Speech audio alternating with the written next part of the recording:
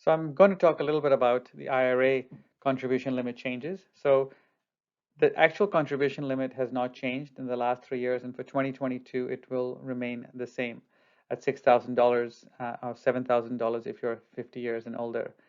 So an IRA, individual retirement account, also called a traditional IRA or a regular IRA, really is sort of an alternative way for those who want to self-direct their investments. It's a lower limit, but it works pretty much the same as a 401k. And a lot of times, a lot of people roll over their 401k balances into an IRA if they leave their employer, and you can vice versa go from an IRA back to a 401k if you join a new employer. But generally, what you find is that people tend to keep their own IRAs and they have their employer 401ks, which when they leave them, they move it into their IRA. So IRA is almost like your own self-directed plan. The one thing to know with an IRA is that it is based on your filing status and if you have an employer plan. And the idea is that it wants to, obviously encourage you to contribute to an employer plan, which I do recommend if you get a match especially. But it allows you people who don't maybe want to be in the employer plan or don't like the investments in the plan, they can use an IRA.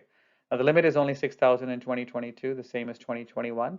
But unlike a Roth IRA, which I'll discuss later, the $6,000 can be made even if you are above those limits. The difference is that if you're within those thresholds and below, you can make up to the full contribution. If you're above those limits, your contribution won't be tax deductible. You can still make it, and I highly recommend you do if you are in a high income range, because even if you can't get the tax deduction on the contribution, any growth that happens in an IRA account is tax free. So in my situation, I do make more than the limits over there, and so I do, but I still contribute my 6,000. I obviously max out my 401k because I want to get the employer match, but and the taxable deduction.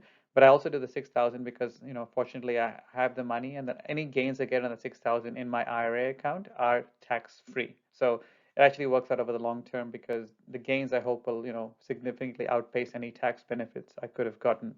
Now, in terms of the income ranges, like other plans, there is a phase-out amount. So, for example, single people between 68 and 78 who already have an employer plan, that's the amount that they have to be earning below or within to get a deduction for some or all of their IRA contribution. If you make below 68,000, the entire $6,000 is tax deductible.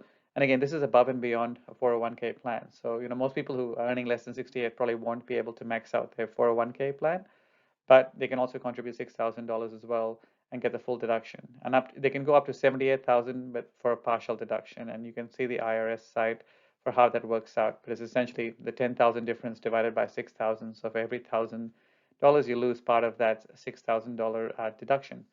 But still, again, if you make more than 78, you can't get any deduction. You can still make the $6,000 contribution, you just won't get the deduction.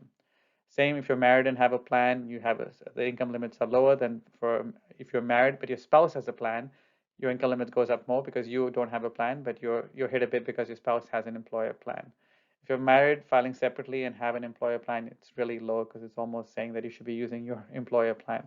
Um, so the good thing with these thresholds is they have increased a lot over the last year.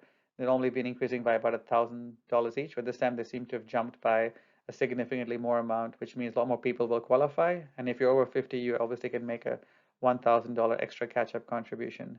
So these are some updates here, and like I said, if you definitely do your 401k contribution, look at an IRA if you can, whether or not it's tax deductible, it's always still a good way to save for the long term.